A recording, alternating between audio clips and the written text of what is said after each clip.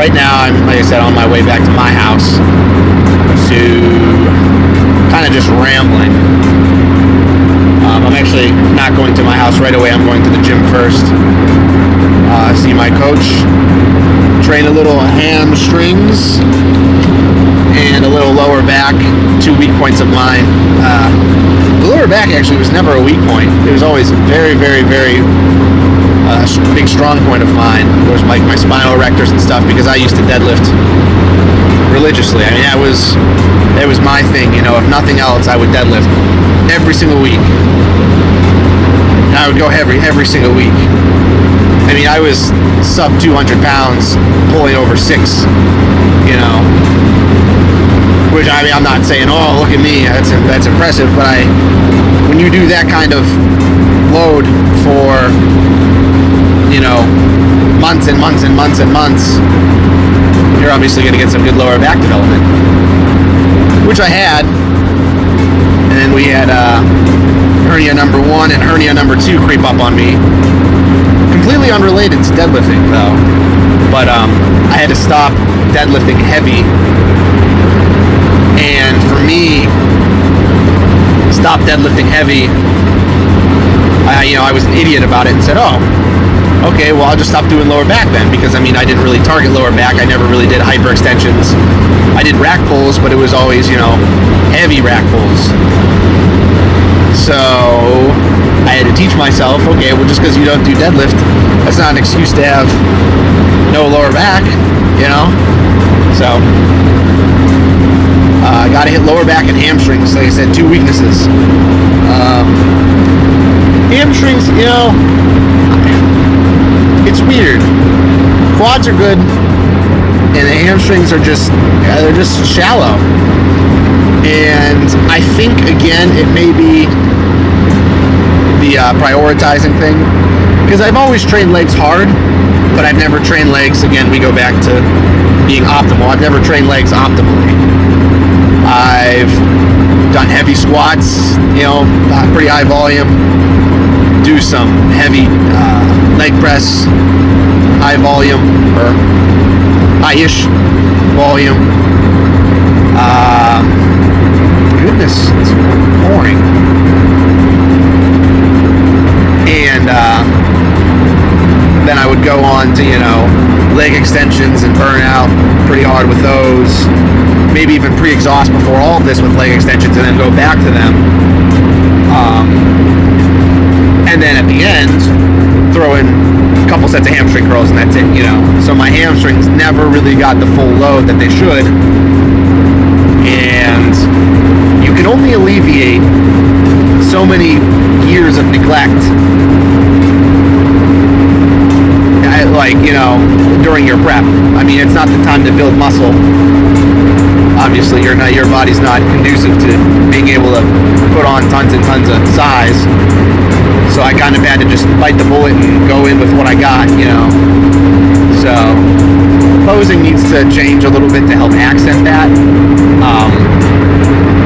One thing I need to do more efficiently is I need to sit on my hamstrings better in my side shots, to help really bring it out.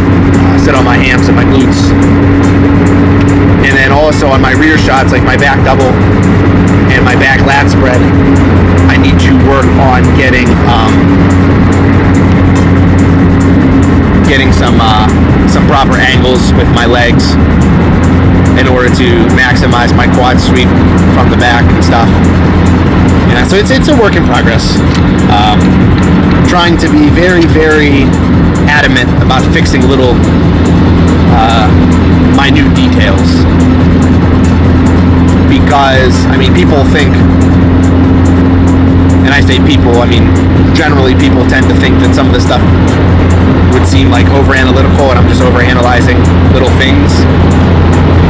They have to understand, those little things make an enormous difference when you're on a national stage. It's not like I'm just, going against some bums. I'm going to be going against kids that are bigger than me. I'm going to be going against kids that have more experience than me. I have nothing but respect for the people that I'm going to be competing against. And so that said, I just need to make sure, everything goes well. Because that's what I thought about all during my off season. I told people, because I was real strict in the off season, very strict. People say, "Why? You're not even competing for like months. Why are you this serious?" I said, because if everything in this off season doesn't go perfectly, there's a good chance I could get embarrassed. If it goes well, I could do extremely, extremely well and do some damage.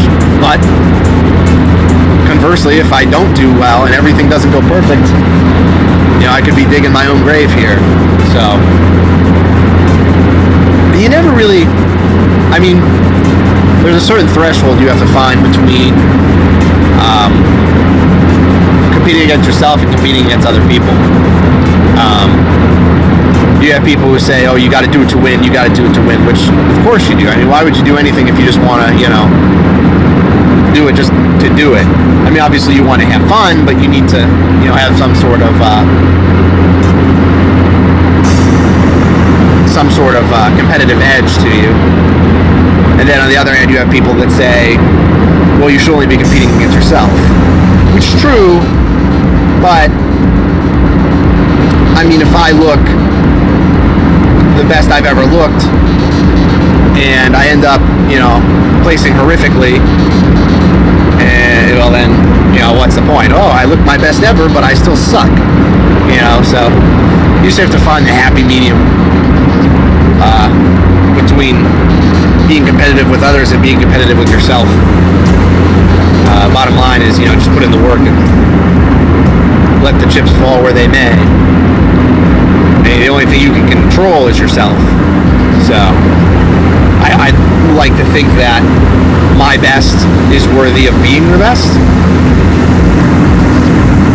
But, you never know how other people are working. So I just assume that everybody's working as hard as I am. And just gotta bang it out, 5 more weeks. So I'm going to continue driving in this beautiful monsoon-infested northwestern Pennsylvania weather. You guys enjoy the upcoming weekend. And if you need any updates with anything, before I forget, yes, more rambling for you.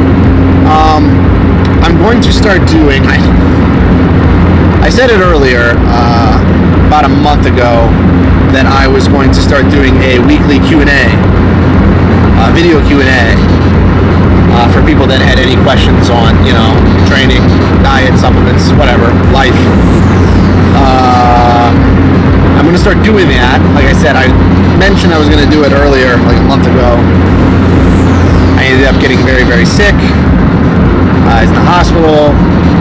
A whole bunch of, a plethora of things hit me at once, so I couldn't really, take the time to organize it. But we'll start doing that as long as the volume of questions is sufficient, which I think it should be. It's nice because I get a lot of questions to my inbox and to my Twitter and to my email, like daily, and which is great. But I find that I'm often very, very, very repetitive because people tend to ask the same questions over and over again.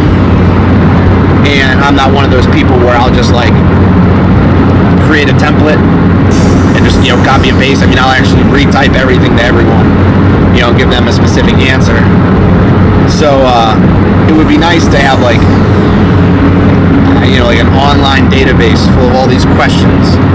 So if anybody has any questions that are repetitive in nature, like, oh, what should I eat to gain size? Or something, vague and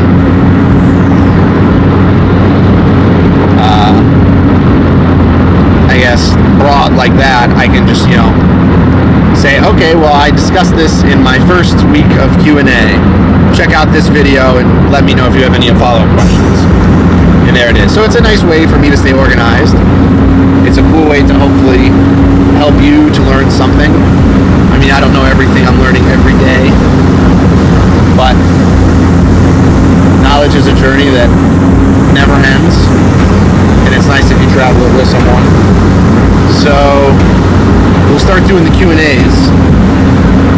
Hit me up on Twitter at NoExcuseCharlie, and follow the BentBarbell Project at the BentBarbell on Twitter also. And they have the same link for Instagram. I don't have an Instagram yet. People have been bugging me to get one. I need to, but I keep putting it off for no reason. So I suppose that's it. Q&A coming. Diet updates coming. And what feels like impending death coming. As long as I can stay alive for 5 more weeks, I'll be alright. But goodness gracious, does this suck. So you guys take care. Like I said, follow me on Twitter. Let me know if you have any questions. Train hard. Don't complain. And eat your meals. Alright. Later.